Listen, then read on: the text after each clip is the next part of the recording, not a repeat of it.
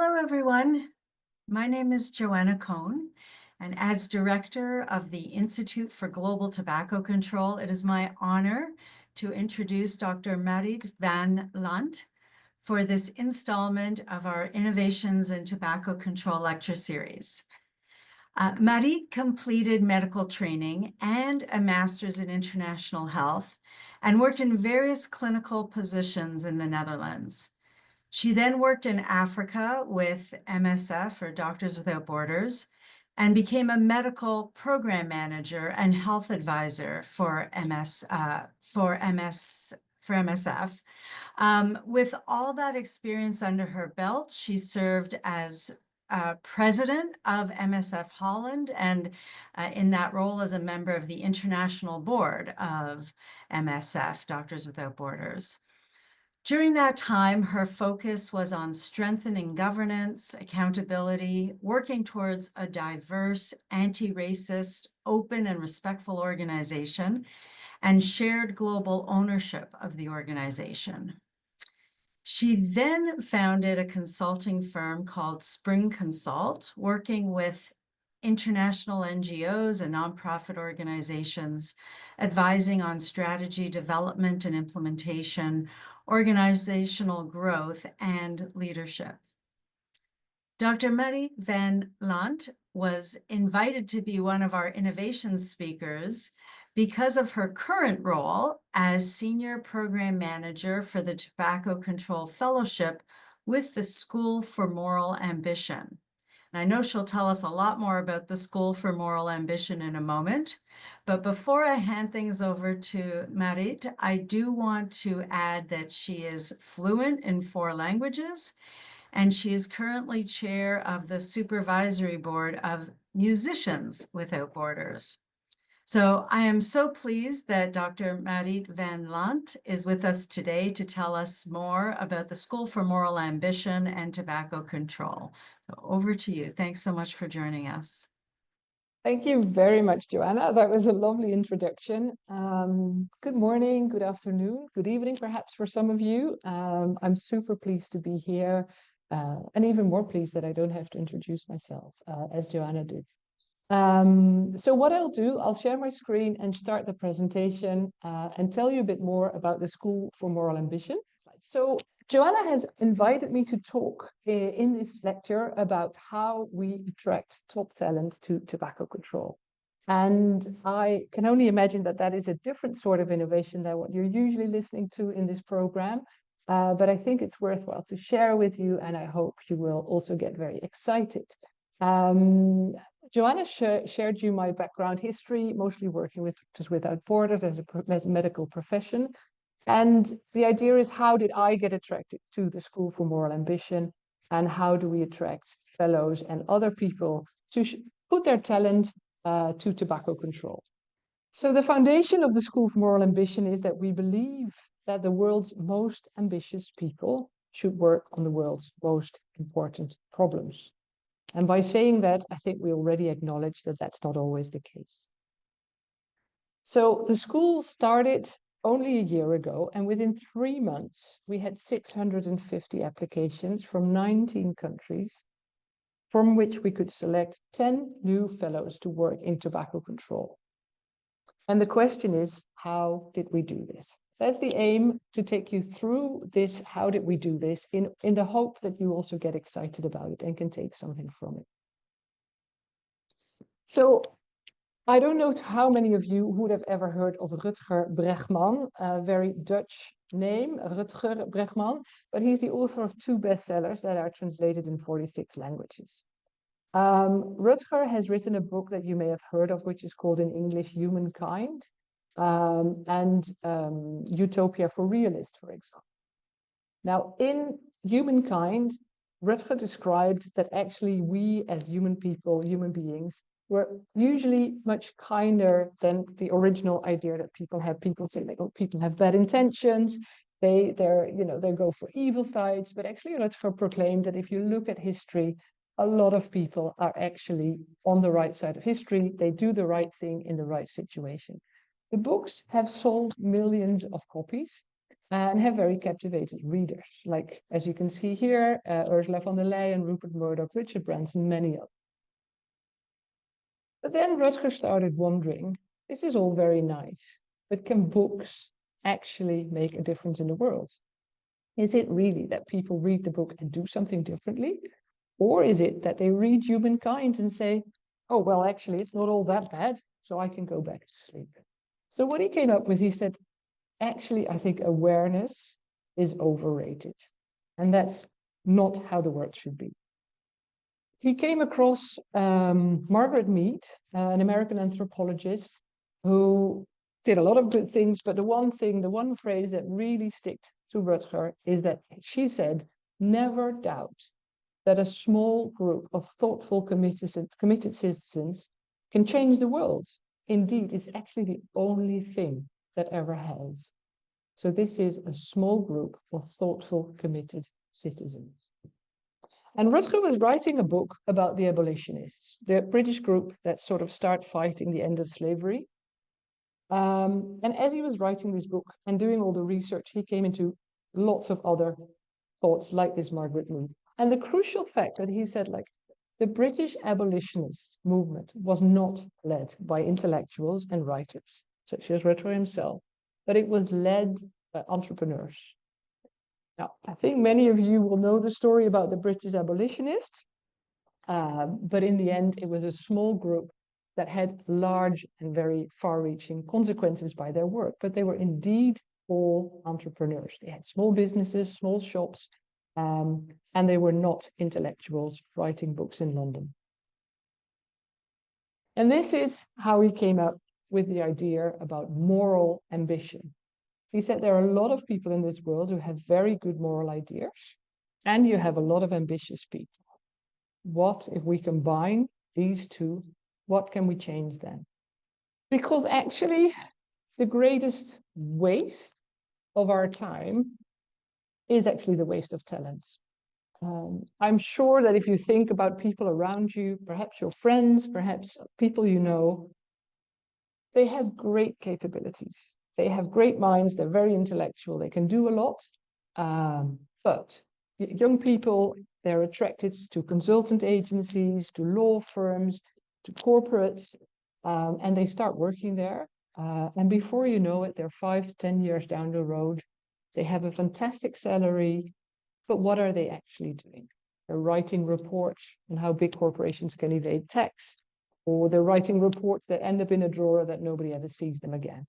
But they have bought a large house, or they have a certain lifestyle that is associated with it.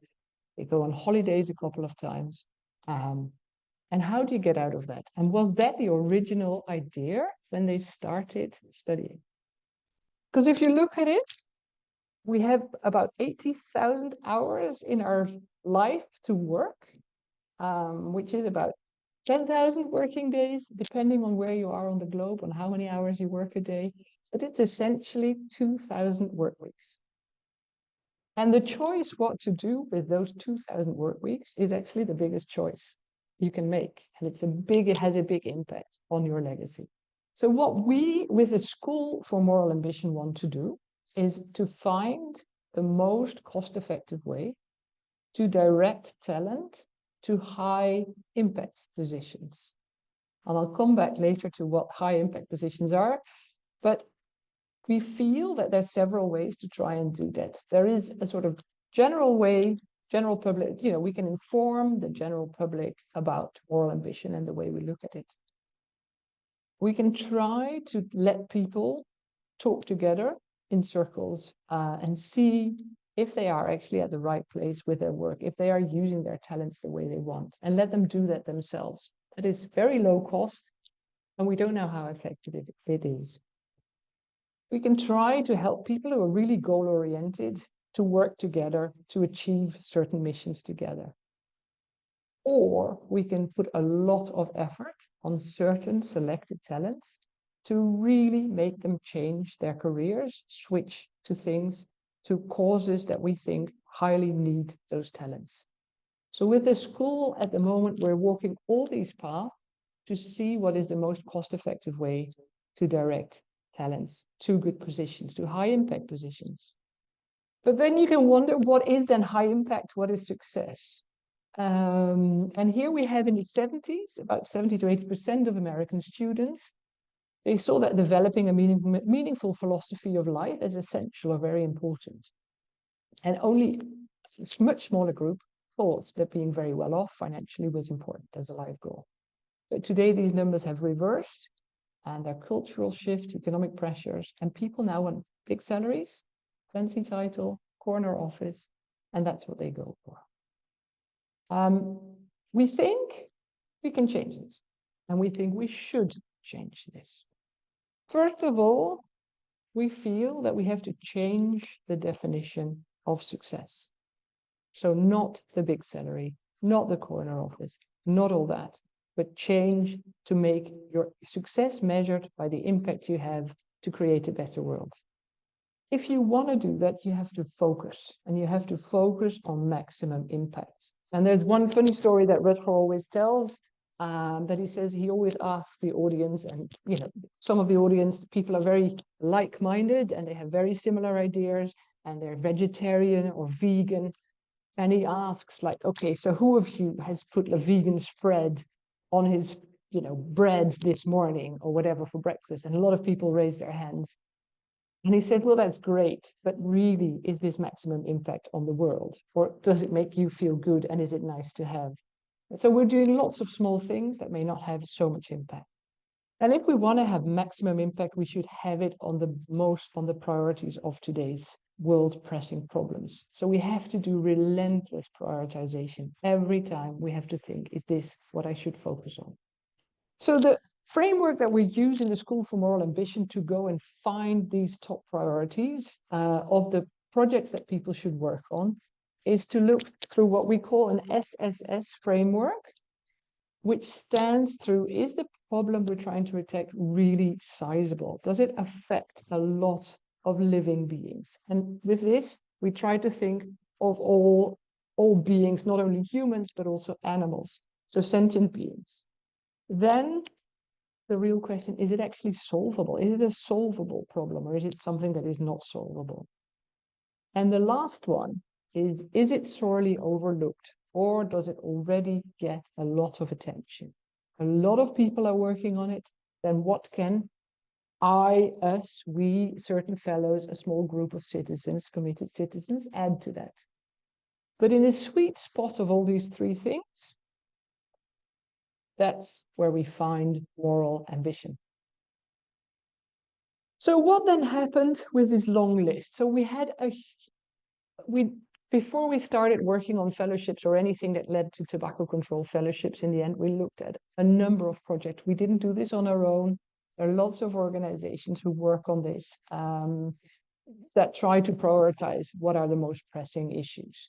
So I give you here a long list of what we've looked at and what topics came up to research.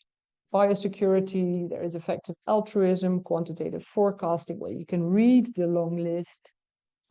Global public health policies, but there was also criminal justice reform, the land use. There were a lot of problems. So we had a research team before we started any of these fellowships. And the research team went through first quantifying if the problem was sizable, solvable, sorely overlooked. And they did this by researching what experts had said about it, what was written about it already. So there was a long research list.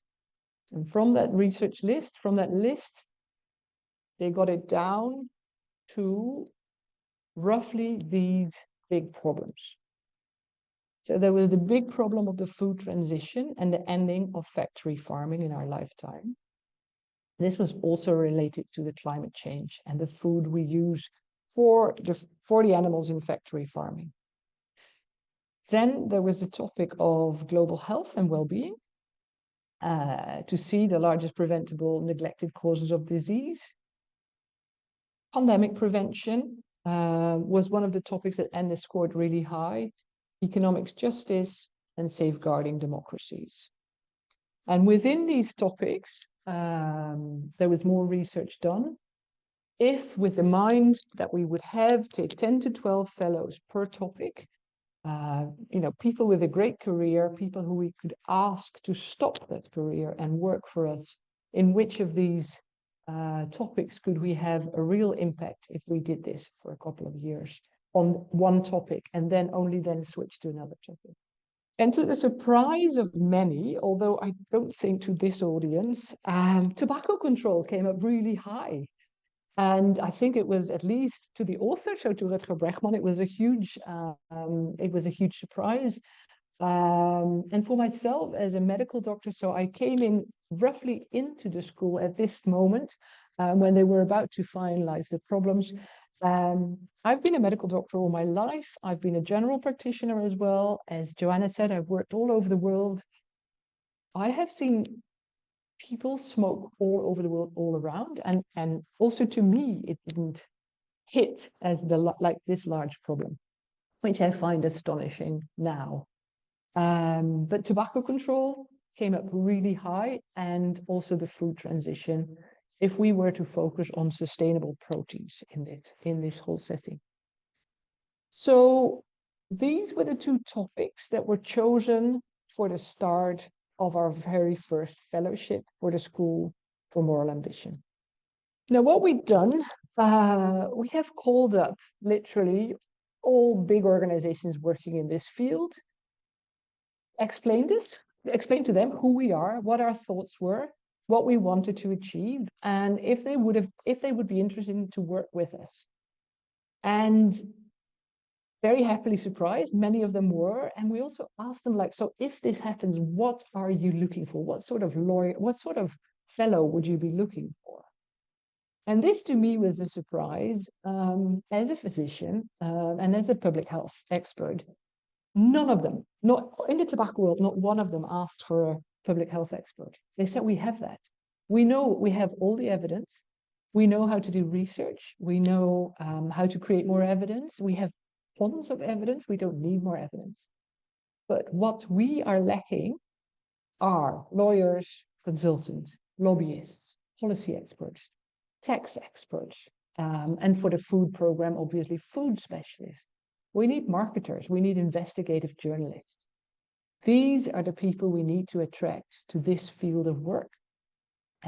So if you could do anything in that sense, they would be thrilled to work with us. Now, I think these are exactly the people that were looking at Rutger Bregman. So he is a young author. He is 35. He's amazingly clever. So people follow him on LinkedIn, Instagram, whatever you have. And these are people that really want to do something. So we said, okay, we'll put up the stakes very high. We're going to look to these people, and we're going to say that we prefer that they have 10 years plus of experience. How did we then do this? Because the book had only been published in Dutch. And so we have Holland, people in Holland speak Dutch, and the half of the part of Belgium speaks Dutch, and that's it. So the book where he explains this whole work about moral ambition is just there in one language. So we thought, when we started, we thought we will get many Dutch or Flemish fellows to apply. So we made big adverts. We had a huge billboard on our Wall Street, which is here in Amsterdam. There was the book, which was an immediate bestseller. And literally it says, we pay you to quit your job. And that was all that was said. So we pay you to quit your job. And they could go to the website. And it was in Dutch, the website at first. And then to our complete surprise, 650 people from 19 countries, mostly in Europe, but also from the US, one from Mexico. I had somebody from Ghana. They all applied. And actually what these people said is that if you take me for this fellowship, I will quit my job. And that I found the most surprising thing of what we've done so far. So, although perhaps none of them would have chosen themselves to stop their job and switch to tobacco control, by making this a popular thing, by making it cool, by having wonderful pictures like this, a good publication campaign, and the the explanation about it, like, are you in the right spot? Is this what you dreamt of, working for a consultant agency, writing reports, or do you really want to do something with your life that is valuable? 650 people applied to compete for, in the end, 24 spots. So 12 for food transition, 12 for our tobacco control. In the end, we selected 22 people who mostly have 10-year plus work experience. The people that applied to the tobacco control, who actually applied, the people we selected for the tobacco control positions, mostly applied for food. So they applied for the food transition. So they were not initially attracted to the tobacco control, which I find something we as a community have to reflect on to see why that is and how we can change that and make it better for next year. But we have to make it cool. So who did we select in the end? You can have a look here. These are people from Europe mostly, younger and older. We have tax experts, marketers, there's a lawyer, consultants, there's a scientist, project manager. It's a very wide range of people.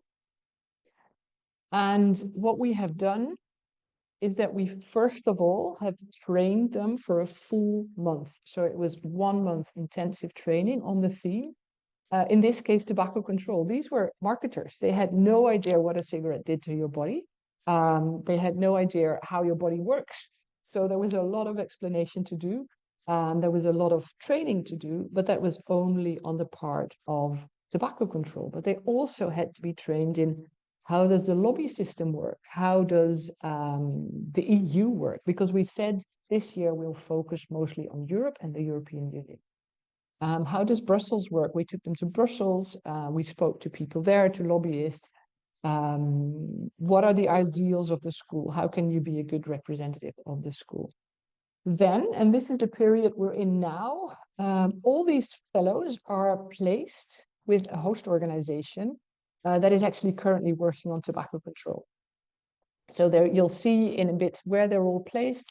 But either here in Europe, and with Joanna that we have a fellow placed in the IGTC, we have somebody at the GATC, Vital Strategies, there are Smoke-Free Partnership, for example. So there are different places where people work and where we have a sort of win-win situation. So the organizations get a full-fledged expert in their own field to work with the organization. And the fellows learn from the organization everything about tobacco, tobacco control, how the field works, how the world works in that sense.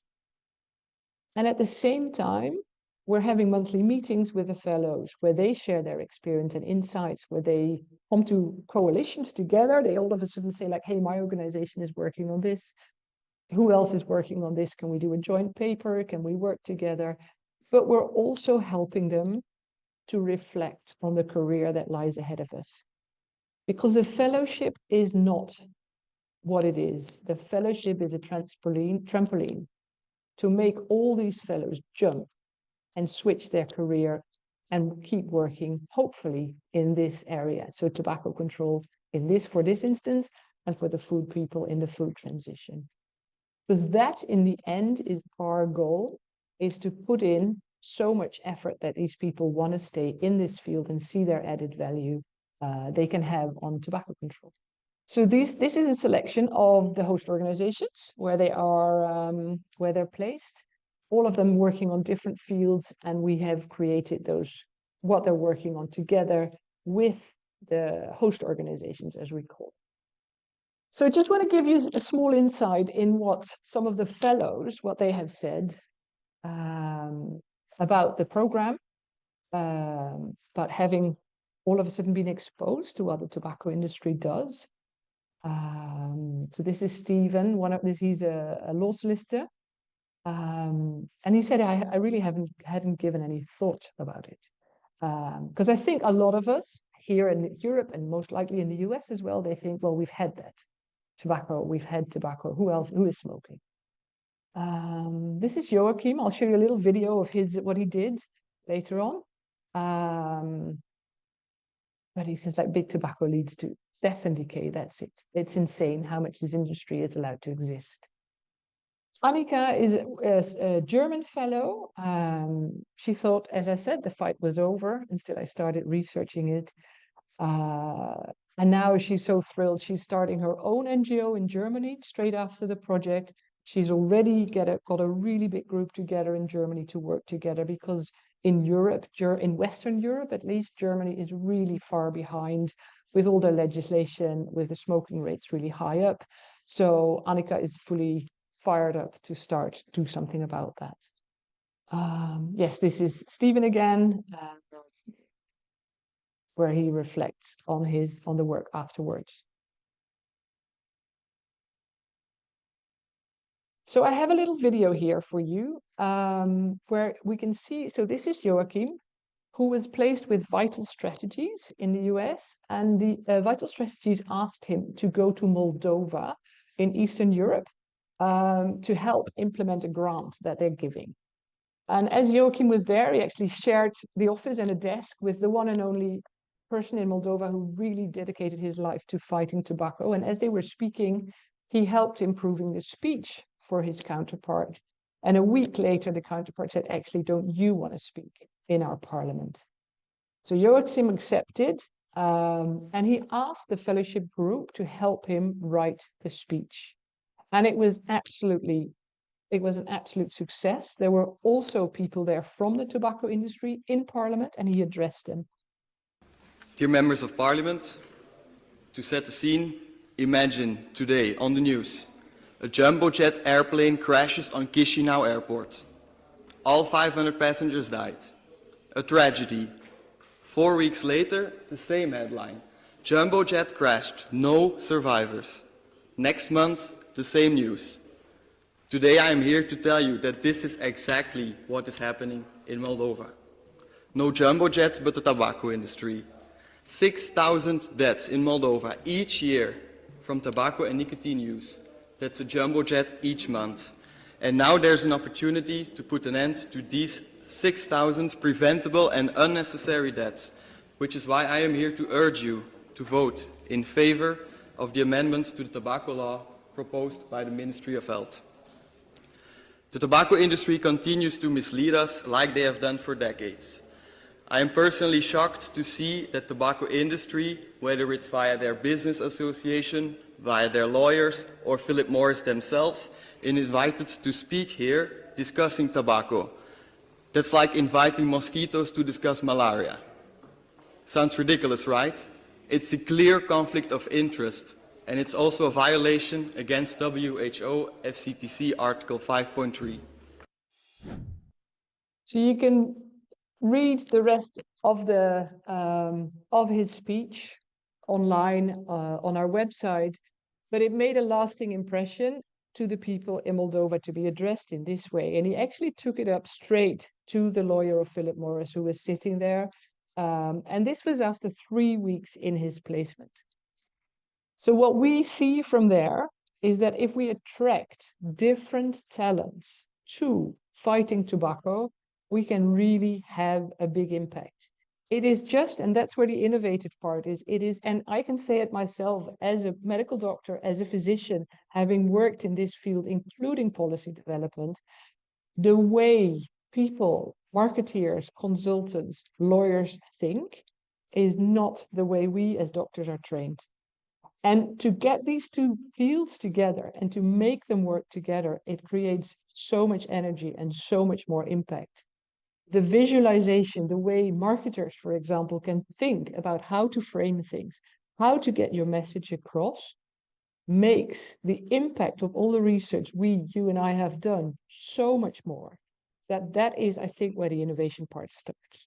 And the question is, how do we attract people like the fellows we have now? How do we attract them to work with us and for us, and not with the tobacco industry or other big corporates? How do we as a group attract these people to work on the good side?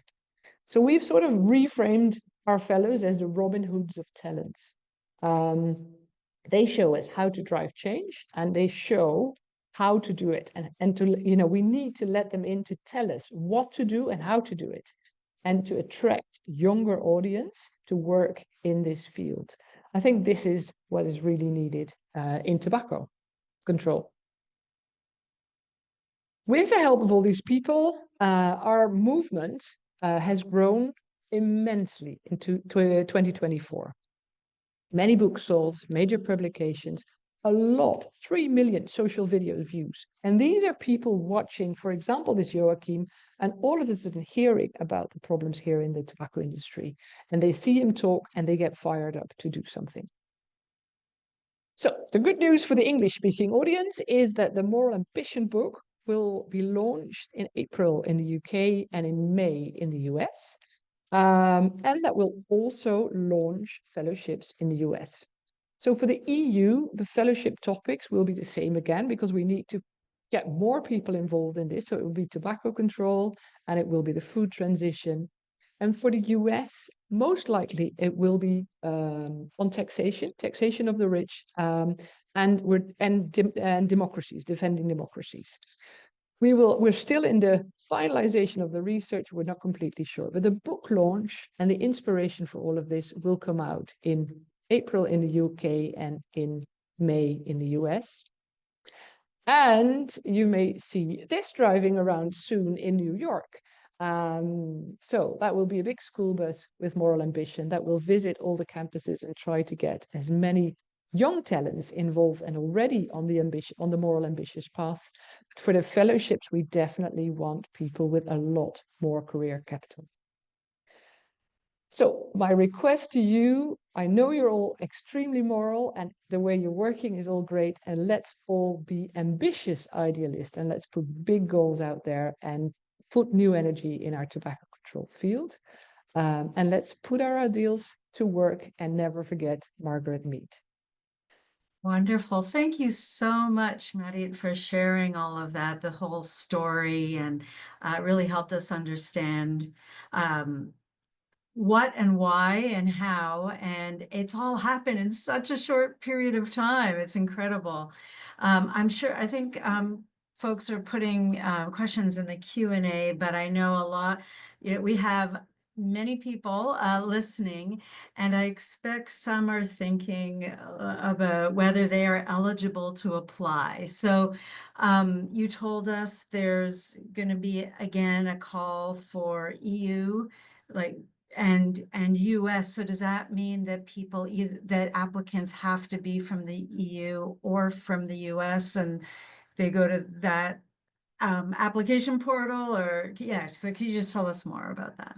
Yes, certainly. So for the fellowships, we have said at least this first 1 or 2 years, we will focus mostly on Europe and the EU with our EU fellowships, as we call them.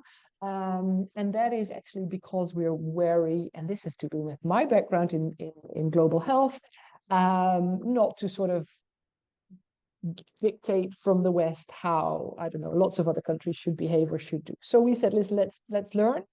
And let's focus on the EU. Many of us are EU citizens, so we have something to say about the EU. So for the fellows, what we want is that we will, by selecting host organizations, we will also look at EU impact. And that can be very well from American organizations or from other organizations, but we'll focus on the impact they can have on European legislation. And the fellows that apply have to be able to work wherever their organization wants them to work. So we will make good criteria, say that we have organizations that want you to work in Brussels, you will need to be eligible to work in Brussels. However, as you know, Joanna, we have a remote fellowship with you, and the impact is definitely working on Endgame, and the impact is definitely also on the EU. So we will continue with that as well, and we will make sure that when people apply, they can see very well like what criteria they have to fulfill. So the opening for the fellowships will be in April for people to apply. Now, what we also need are good host organizations, because we want the fellows to have the best experience working with the best host organizations.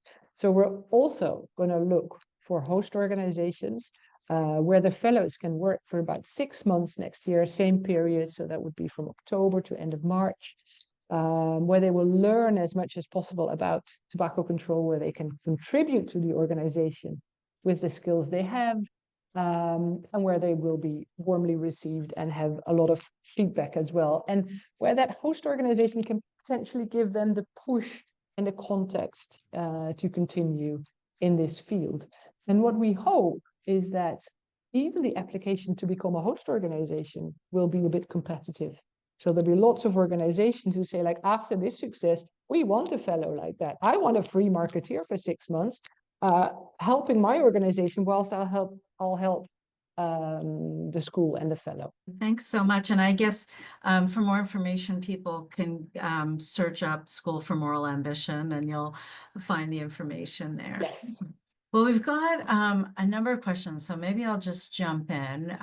One is about the broad range of talent and sectors that you're drawing from. And well, I don't know if the types of people that that are being looked for regarding taxation and democracy are the same as what the food systems and tobacco control have been looking for, which will be interesting. But I guess the question is, you know, are there skill sets that you feel were more difficult to attract, or at least didn't apply? I know, like, it was such a tight timeline, so this wasn't necessarily a purposive sort of recruitment drive, but in terms of people apply, you know, applicants, were there certain skill sets that you felt like weren't putting their hat in the ring, maybe engineers or computer scientists, or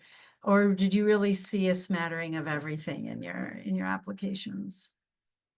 Yeah, I think it was mostly the latter. I was mind blown by who applied, with what background, what careers.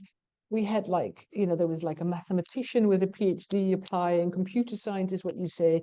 We had, so Joachim, the one I showed you, studied engineering. He was in the World Solar Car Channel, like a completely different range of work he did before.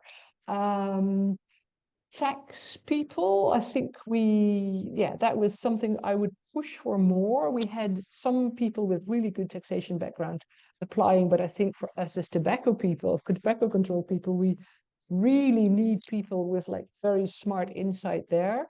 But most generally, I think what struck me was their sad acknowledgement that they were not happy with the job they were doing. Like, you know, you've heard, I think in the US, it's the same thing about the bullshit jobs. It's about people who say, like, if I don't turn up for work tomorrow or a week or a month, nothing will happen. Nothing existential will happen. And that feeling, I think, is quite strong. And people seemed relieved that there was a call to do more, which I find sad in a way as well. You know, it's sad that people in their 30s, in their 40s, they question and like, what am I doing here? And why am I doing this? And how on earth did I end up here? And apparently they need this wake-up call, that there is more to life and that they can put it in for the good. And I think we just need to figure out also for people how these channels work, because some of them said, I wanted this, like mostly for the food transition group, there were quite some people who said, I have wanted to shift my career, but I didn't know how.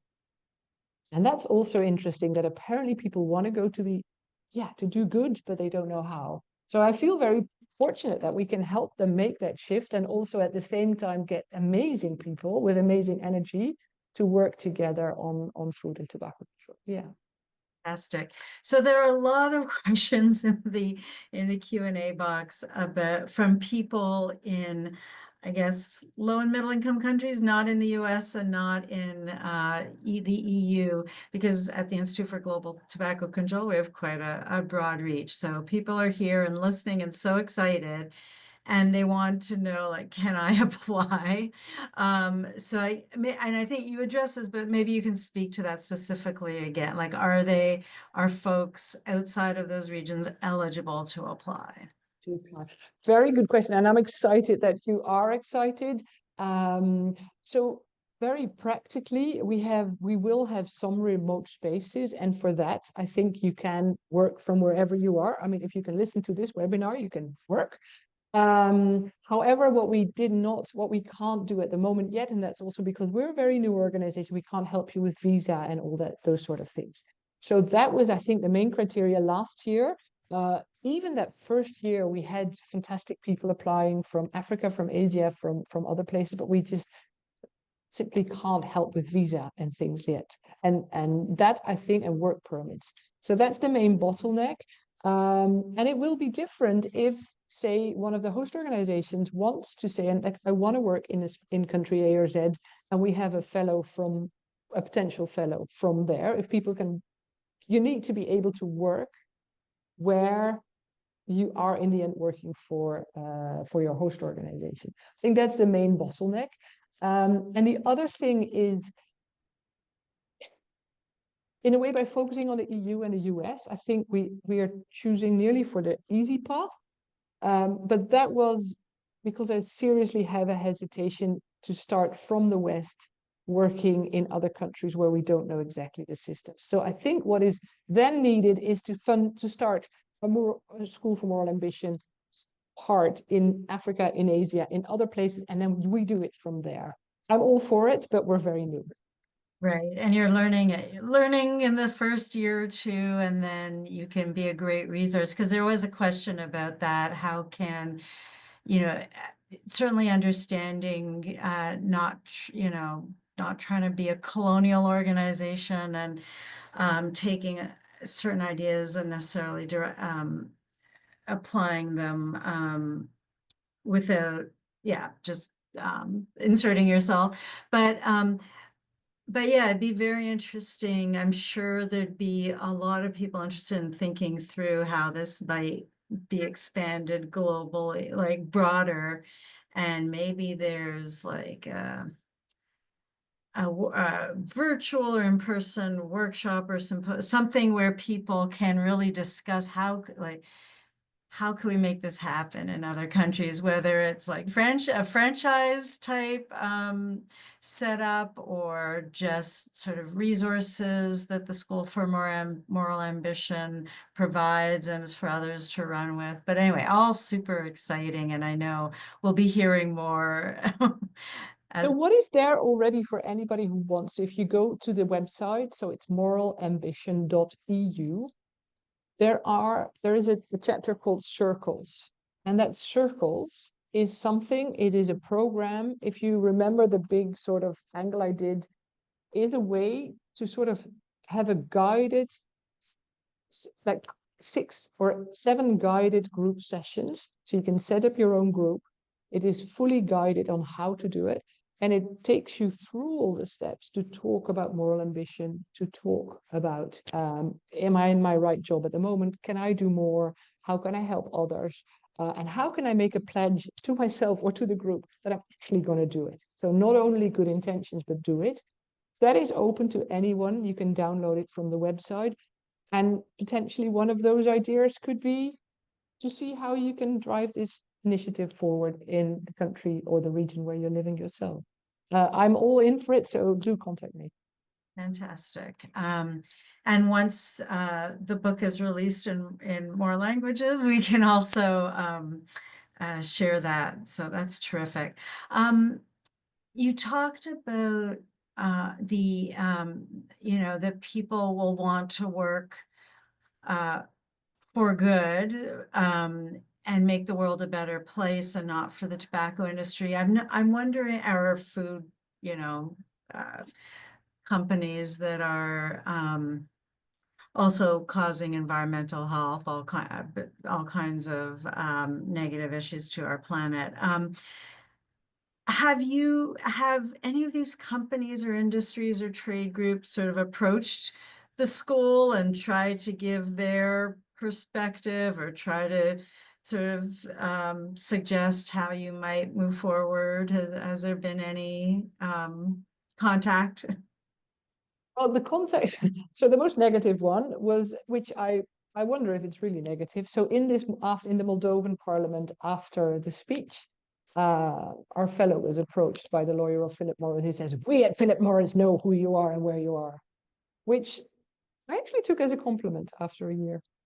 I was like, "Oh, okay. So you seriously see us. So that's a good thing. So that's good." But we're very aware of the facts, including for next year's applications, for example, for either as a host organization or fellows. We are very aware that people might want to push in or secretly sort of join us as a fellow or try to influence us. I think that's one of the issues we need to learn. We have all your contacts. We're very much in contact, for example, with Bath University, following all their tobacco tactics and what have you, including setting up our own. We're looking into our own programs here to see how can we see what is influenced by tobacco industry and what not, even in writing. So far, so good, apart from this sort of interaction in Moldova. But I think we all need to be very aware of it, including with being approached by organizations, as you probably all know very well from the tobacco industry, on stop smoking or harm reduction or whatever, and they're constantly changing names. So not yet. There was actually, it's not completely true. There was via somebody who said like, oh, he was a marketeer at Philip Morris and he said he wanted to speak to us if we wanted to. I said, well, oh, thank you. Okay. Yeah, thank you. So there are a number of, again, people are super excited about all this and wondering, one of the questions is about the training that you provided fellows at in the first few months, and whether there's any core content that can be potentially shared for others, like potential in low and middle income countries. It sounded like some of it was quite specific to the EU, but maybe there are topics or other.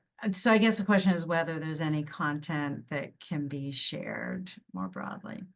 So I think what we asked all the fellows beforehand, before joining us, is to look at your fantastic website, Joanna. The online training that you provided, I think, was a key reading for all of us, for all the fellows. I think that's exciting. I think we should share that anywhere around the world with anybody who wants to do that. That was super. Then we had actually the in-person training. There's not a real syllabus around that we can share. It was indeed very focalized, localized, and also with this first edition on the people who came to train. I do think we have a good overview of what is available online and like a reading list that we use, but actually that's not us making it. It's also a lot what you have already on the big sites of, say, University of Bath, the WHO. There are many publicly available documents.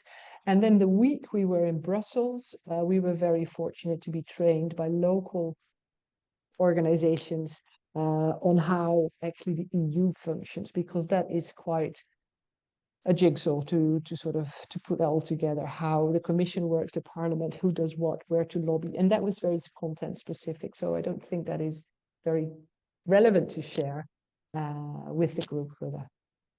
Yeah, thanks. And I think we put the link to the Learning from the Experts course, online course, in the chat. And just so folks know, that's free and available in multiple languages. So anyone can, it's for anyone to take, and we've updated it relatively recently too. So terrific. Yeah. And then just, another comment, just some more kudos from someone who said how impressed they've been in their interactions with the fellows. Their passion, their curiosity, their intellect has been a great boost for the global movement, and having fresh eyes has revealed truths that are difficult to see from the inside. So Chris, thank you for that comment, and I fully agree, and I think that's why you heard probably from the host organizations, like, we don't need more of us. We need like completely new people from as far away perspectives as possible, to sort of, again, see things in a fresh way, challenge assumptions. That's always where a lot of innovation can happen. So yeah, just a huge thank you. And And I guess just going back to one of the things you said at the beginning, Marit, that you didn't have as many applicants to the tobacco control sort of fellowship as maybe you had as to the food transition one. And I don't know if you've had further internal discussions about that and any ideas. And probably the fellows have a lot of great ideas about how to sell this as an important and